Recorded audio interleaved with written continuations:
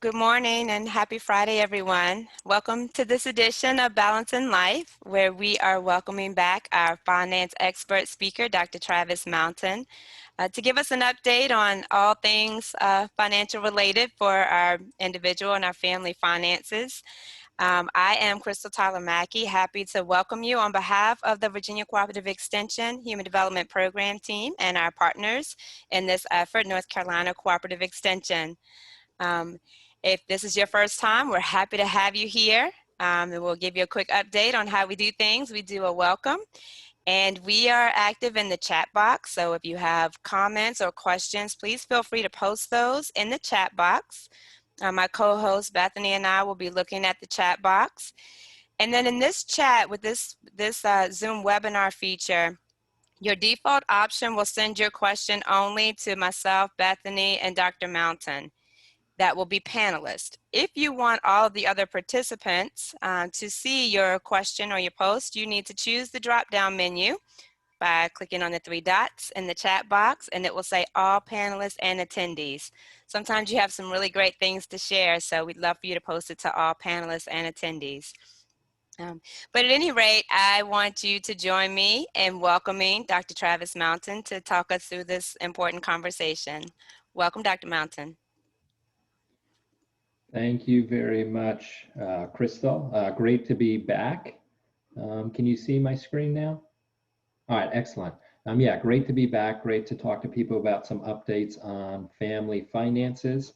This is the overview, some topics that I'm hoping we'll get through, talk a little bit about unemployment, stimulus payments, Social Security. So we've been getting questions about tax with deferral, talk a little bit about evictions, student loans, and then some new credit scoring models that some of us may not be familiar with. So for unemployment, here I have two different charts or two different graphs that you can see. On the left, we see the civil unemployment rate, and this is dating back to August 2000. So if you saw my presentation a few months ago, that is shortly after we saw this peak. So we had unemployment almost up to 15%. But since then, we have seen unemployment go down. So we're a little bit higher than 8% now. But the purpose of this is just for us to get a little bit of a historic context to see what does this unemployment rate look like. And compared to the Great Recession, so if we're looking at 2008, 2009, 2010, we are just right now a little bit below where we were in the peak during the Great Recession. So while we're seeing unemployment numbers get better, we still have millions of Americans that are unemployed due to COVID-19. On the right, I simply have a chart here that's looking at people who have been filing unemployment claims. So this isn't a rate. On the left, it would be a rate. On the right, this is showing us the millions of Americans that have filed for unemployment. So we reached a peak in April where we had nearly 7 million people filing for unemployment. The most recent numbers, so last week, September, and we had a little bit less than 800,000 if we're looking at seasonally adjusted, or nearly 900,000 people file unemployment. So we still have a lot of people filing. However, it is better than when we were looking at April and May.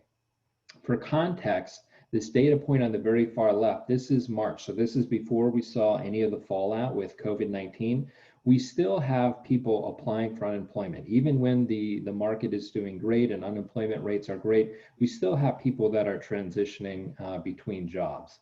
So we would never expect this to be zero, but certainly it's much higher now than it was pre-COVID times.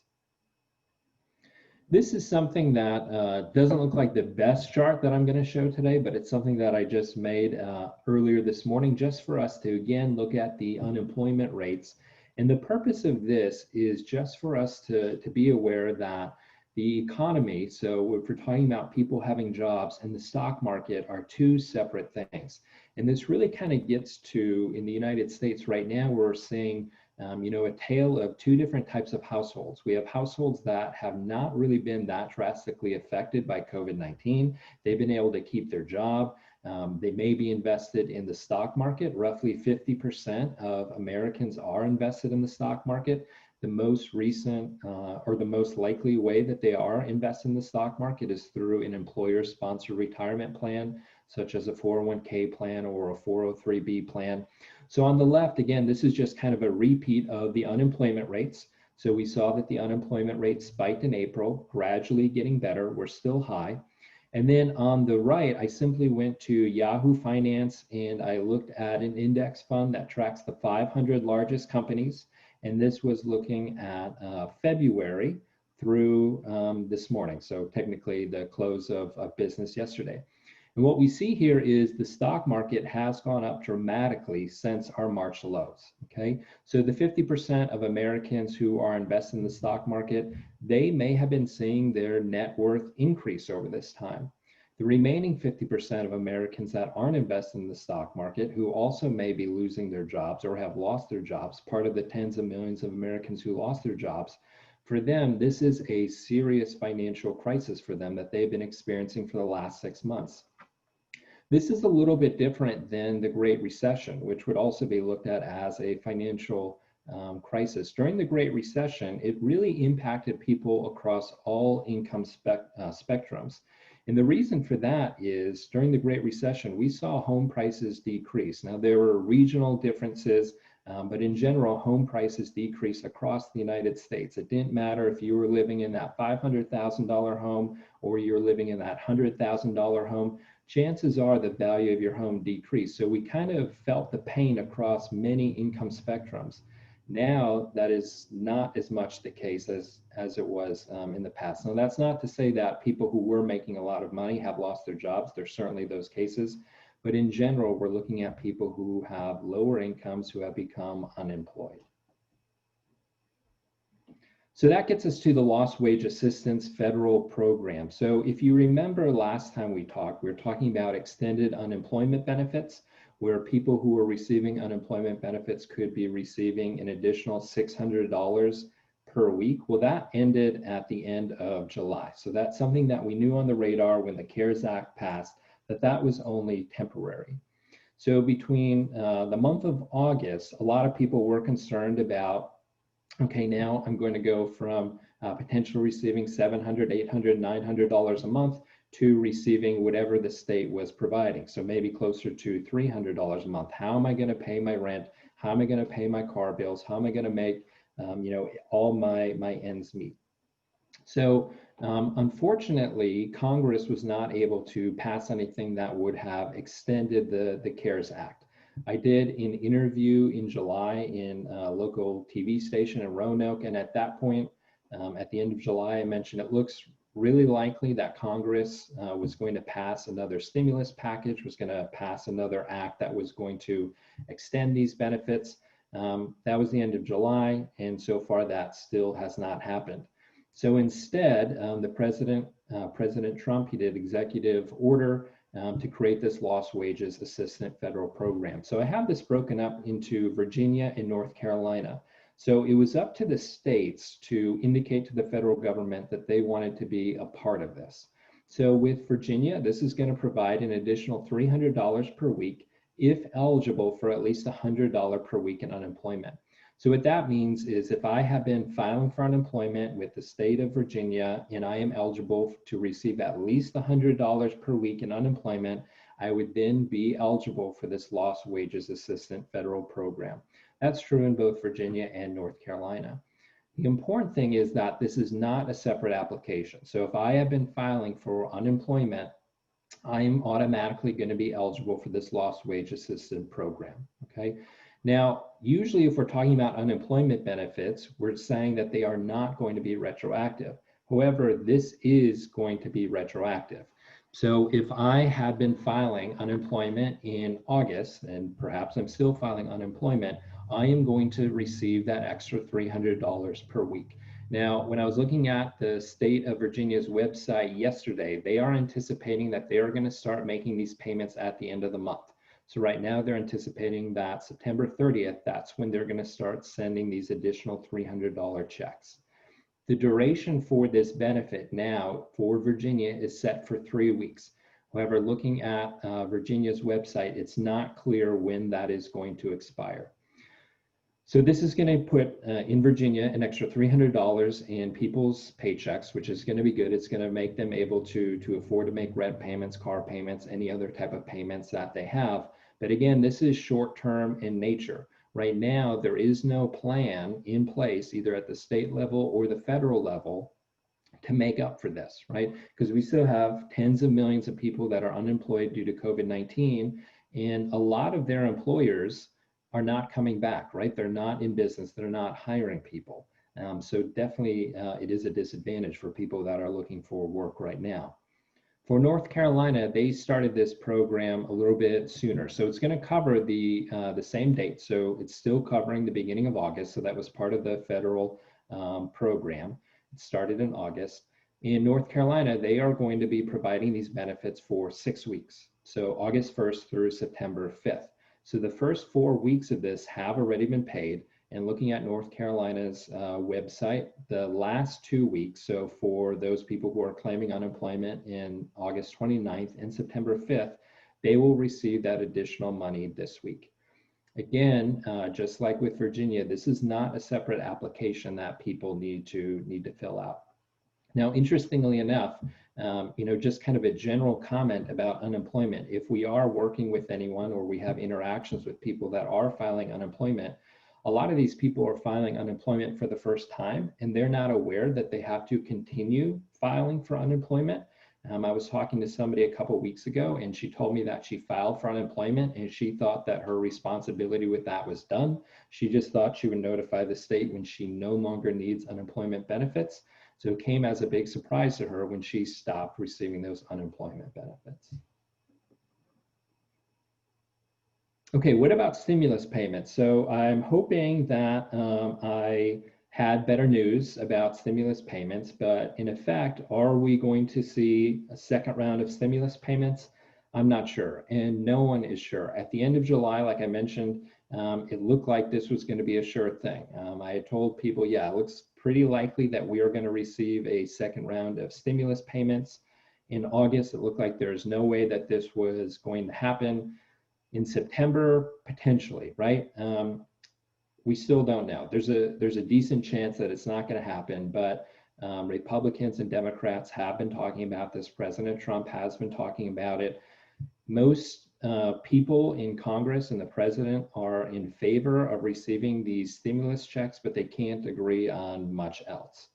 Something that does seem likely, though, if a second round of stimulus payments does come to fruition, it's likely that there's going to be no age on the dependent. So with the first round of stimulus payments, if you had a dependent, they had to be 16 or under.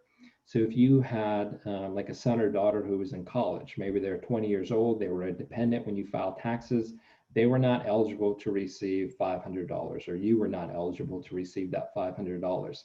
Similarly, many people are taking care of their parents, and their parents for tax purposes may be claimed as a dependent, but again, because they were over the age 16, they were not eligible to receive that $500. It's likely if we get this second round of stimulus payments that there will be no age limitation. It also looks like if this comes to fruition that it will be the same $1,200 per adult. It looks like both Republicans and Democrats are looking at the same income thresholds. So chances are, if we do get this second round, if you receive stimulus payments in round one, you would likely be able to get it in round two, okay? Something else, I'm still receiving a lot of questions for people who have received stimulus payments asking, hey, is this something I have to pay back? Is this something that's going to be taxed? The answer for both of those is no. My family received $2,900 for myself, my wife, and our 9-month-old son.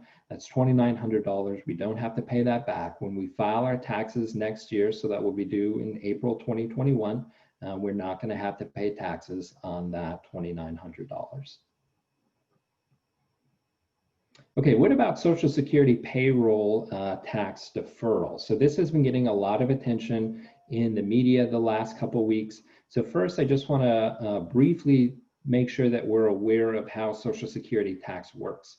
So I am employed by Virginia Tech. So when I look at my pay stub, I see that I am paying 6.2% of my pay goes towards Social Security. Okay. In total, 12.4% of a person's income, or essentially their compensation or their benefits, is going towards Social Security. Now, us as the employee only pay for half of that. So we pay 6.2%. So 6.2% comes out of my paycheck, and Virginia Tech is matching that. They're also paying 6.2%. Okay, so a total of 12.4%. Now, if I make over $137,700, which I do not, but if I made over that, I'm not paying any more Social Security tax. Okay, so it's just for those people who are making less than $137,700. Now, the trend earlier this year, when I was looking at the Social Security bulletin, so they come out with a report every year just saying, hey, this is the situation of our finances. It said that they were going to be able to pay full retirement benefits through 2034. Okay, so essentially 14 years from now. Starting in 2035, if there are no tax changes, they're not going to be able to afford to pay full benefits. So perhaps they're going to have to pay out decreased benefits, or perhaps Congress is going to say, we are going to raise the retirement age, or perhaps they are going to say this $137,000 threshold, we are going to raise that so that we're taxing people with higher incomes. There's a lot of things that potentially might happen. But as of right now, Social Security anticipation is that through 2034, they're not going to have a financial problem. After 2034, that's when we're going to start having payment issues. Now, that was before COVID-19 happened. So what happened with COVID-19? I've already mentioned it a few times and showed you some visuals where we've had tens of millions of people that have been unemployed. Well, there's no way that the Social Security Administration could have anticipated that we would have unemployment that went from like 4% to unemployment that went to almost 15%. So unemployed people are not paying into the Social Security system, right? If I don't have an income, I'm not paying that 6.2%. And my employer or your employer is not paying that 6.2%, okay? So right now there's really no numbers as to how this is going to affect the Social Security fund, but it's not going to be positive, okay? One thing that I do recommend people do, and it's not really related to this, but related to Social Security, I think maybe I mentioned it on my previous talk, is to go to the Social Security Administration's website and create an account. So I created an account, I go there and it shows every year that I've earned any income, it shows that. So when I was like in middle school, I worked for my dad, he had a part-time business. It shows up that in like 2000 or 1996, I made $3,000, something like that. It shows up on there, okay? And the nice thing about that, it also says, you know, this is your anticipated benefits. So it will say based on your earnings history and expectation going forward, if you were to retire at this age, we expect you're going to receive this much. If you decide to delay that, you're going to receive this much. It also says, you know, what kind of disability benefits you would receive. It also says what kind of survivor benefits would be paid out if you were to die. So it only takes a few minutes. I encourage everyone to sign up for that. Okay, so now we know a little bit about Social Security. Let's talk about the deferral. So anyone who has bi-weekly wages under $4,000 would be eligible for this deferral. Essentially what that means is that 6.2% of your pay that would go towards Social Security is not going to be taken out of your paycheck. So essentially this is like an extra 6.2% that's going towards your wallet that you can spend it on whatever you need to spend it on. That's going to be for 4 months, September through December. Okay, so that sounds like a decent thing. The downside of that is you are going to have to repay this, and you're going to have to repay it January through April 2021. So in January through April of next year, instead of taking 6.2% out of your paycheck, your employer is going to be taking 12.4% out of your paycheck.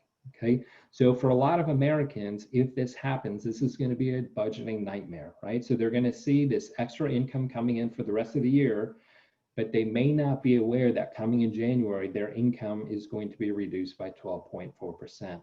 A lot of Americans, they live paycheck to paycheck, so they are not going to be anticipating seeing their income go down by 12.4%. Because of this, there's some issues that we need to think about. So first of all, why are we doing this? So it doesn't have congressional support. So in general, the majority of Republicans, the majority of Democrats are not in favor of doing this. This is something that was put into place by executive order by President Trump. This is something that he wanted to do. And the reason for that is because some people need this extra money, right? I am employed, but I'm not making a lot of money. Maybe my hours have been cut back. I need to be able to pay my bills. So that is the argument for it, right? But again, we just mentioned that they're going to need to pay it back. Also, a downside to this is it doesn't help those who are unemployed, right? So again, it only is going to be affecting those people who are employed. So the millions of people that are unemployed, this is not any extra money for them in order to pay their bills. There's also not any guidance right now for what happens for those people who lose their job between now and April. Okay, so let's say that I were to lose my job in November and my employer was doing this tax deferral. That means that in September and October, I was not paying into Social Security. But then in November, I lose my job and maybe I don't get another job until next summer, right? It's unclear how that money is going to be paid back, because I'm not literally writing a check to the federal government or to Social Security. It's just based on payroll deduction, okay? Now, who is doing this? So in individual employees, they're not able to opt in or opt out. So as of right now, for example, Virginia Tech is not doing this. So I can't reach out to my HR person and say, hey, I want to start having this deferral. Virginia Tech is not going to do that. Almost all employers are not going to do that. Who is doing this? Well, right now, most federal employees, including the military, are opted in. Okay, so if you're in the military, if you're working for the federal government, you're likely to have already seen that your paycheck has gone up in September. Most everyone else has not opted in. And again, one of the main reasons for that is because there's a lack of guidance of how this is going to work if some people lose their job. Also, there's concerns about people not being able to adequately budget for this. We can tell people that their paycheck is going to be cut, but it's still not come to fruition that they're going to set that money aside or that they're going to budget. Also, it creates more administrative work for the employer, right? They've had the system in place where 6.2% comes out. It's not as easy as just flipping a switch and saying, okay, we're not going to be collecting that information. So for the majority of Americans, this has absolutely no effect on their paycheck. Okay, what about eviction notices? So the Centers for Disease Control announced a moratorium that went into place September 4th, and it goes through December 31st. So a lot of the CARES Act's provisions had expired towards the end of July. So there's a lot of concern about what's going to happen if people are not able to pay their rent, they're not able to pay their mortgage.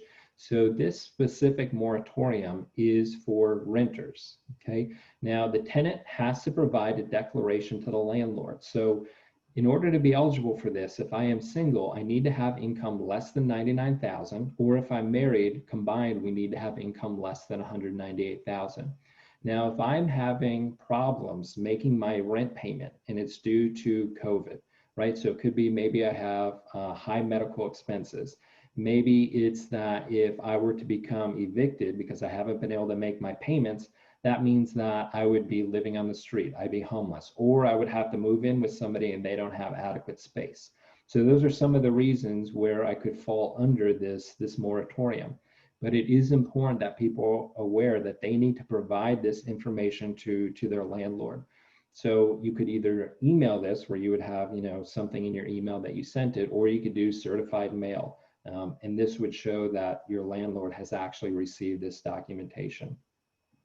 Now, this doesn't mean that somebody couldn't be evicted for something other than non-payment, right? So there's a lot of reasons maybe that somebody could be evicted. Maybe it's constant noise violations, something like that. This moratorium does not protect those people. Again, I just saw a quick question when I was glancing. What is the current age to start receiving Social Security benefits? So the answer to that is for retirement benefits, you can start receiving benefits as early as age 62. For most people, their full retirement benefits are going to be starting around 66. but your retirement benefits will continue to increase until age 70, assuming you haven't already started receiving them. But they stop increasing in value at age 70. So by the time you turn age 70, that's when you'd want to start claiming your retirement benefits. Okay, so that was for renters. What about for homeowners? So people who are homeowners and they have federally backed loans, you still have a right to request a forbearance for up to 180 days, and you can repeat this once. So essentially, a homeowner who is having issues making payments due to COVID-19, they could have up to a year where they don't have to make a mortgage payment. The last numbers that I saw were right around 4 million Americans have gone into a forbearance on their mortgage. Okay. The window for me to apply for this as of right now is the end of the year. Now that could change, but as of right now, if I want to get into this program, I need to do it by the end of the year. This is part of the CARES Act, so this isn't anything new. This would have been the same thing that I would have talked about at the last presentation. One thing, though, that I do want people to be aware of is I highly recommend anyone to check their credit report, but especially if you went into this forbearance program, that you're checking your credit report, because you want to make sure that that is being reported correctly. If I go into this forbearance program, that means I don't have to make my mortgage payments. Now, when I pull my credit report, it should show that this is in forbearance and that I'm paying as agreed. If it's being reported as late payments or missed payments, that is going to negatively affect my score. That should not be happening. So I encourage everyone to go to annualcreditreport.com. Through April 2021, you can check your credit report once per week. Okay, so there's 3 main credit reporting agencies: Equifax, Experian, TransUnion. You can go to annualcreditreport.com and you can check each of those once per week. After April, it's going to revert to what it normally would have been, and you could check each of those once per year. Okay, so I highly encourage people to check their credit report, but especially if you go on into any type of forbearance issue. Okay, what about student loans? So really the biggest thing with student loans is that they have extended the forbearance clock. So last time I talked, it was through September. Now it is through December. So if I have a federal student loan, interest is not accumulating, and it's not going to be accumulating at all for the rest of 2020. I can still continue to make my student loan payments if I so desire, but if you don't have an emergency fund, maybe instead you want to put what would have been a payment towards your student loan towards an emergency fund. If you have student loans, but they're not federal student loans, maybe you have private loans. Right now, there's nothing that automatically is going to go into place, but I highly encourage you to reach out to your lender and see if there's something that they can work out with you. Most of the major financial loan institutions have been granting different types of loan provisions for people that have been affected by COVID. Okay, so one thing I do want to mention with credit score, so I did briefly mention that, but there is a relatively new credit score, and by relatively new, maybe about 2 months old. So this is referred to as a FICO resilience score. This does not replace your traditional FICO score or credit score that would range from 300 to 850. But this is looking at an index that would look at the likelihood that a consumer would default in an economic downturn. So just like what we're having right now. Now it's unclear to me how this is really currently being used. If I were to get a mortgage, I haven't read anything or seen any data points that people are using this resilience index. But I looked at my FICO scores and I got my resilience index, and my resilience score was a 58. So 58, it's kind of middle of the pack. It says moderate. So, essentially they're saying during a financial downturn, I'm not at great risk of having financial problems, but it's saying I'm at moderate risk. So they're saying I'm at more risk essentially during a downturn than I would be during normal times.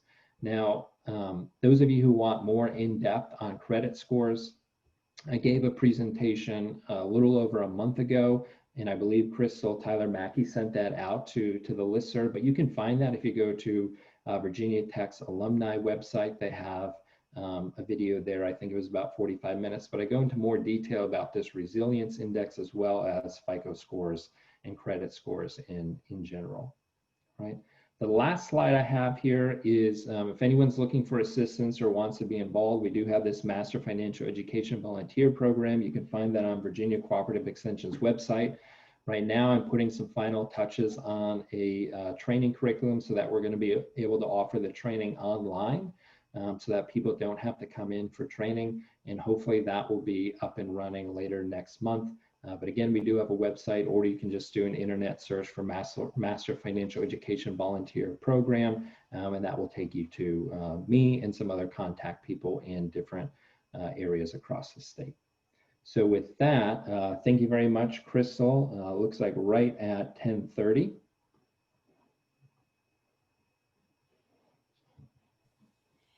Indeed, we are right here. So thank you again so much information to pack into a 30-minute presentation. But hopefully we got going on a lot of good information. There are a couple of questions that I think might be easier to answer. And so we will send you out Dr. Mountain's responses to some of those questions that you posted when we send you the recording link and the slides from this presentation. Also, Dr. Mountain, I put in the chat box to the attendees that we will also grab that link from your credit presentation to the Alumni Association and include that here because I think that would be really interesting to a lot of the participants. So Yeah, that's thank you great. all. Yes, thank you all for being here. Thank you for your participation. Thank you again, Dr. Mountain, for this great and useful update and information. Yeah, thanks for having me. Appreciate it. Thanks all. So look for the link and the slide deck, the links and the slide deck, and we'll be back again next week, same time, same place, different topic. Have a great weekend, all. Thanks.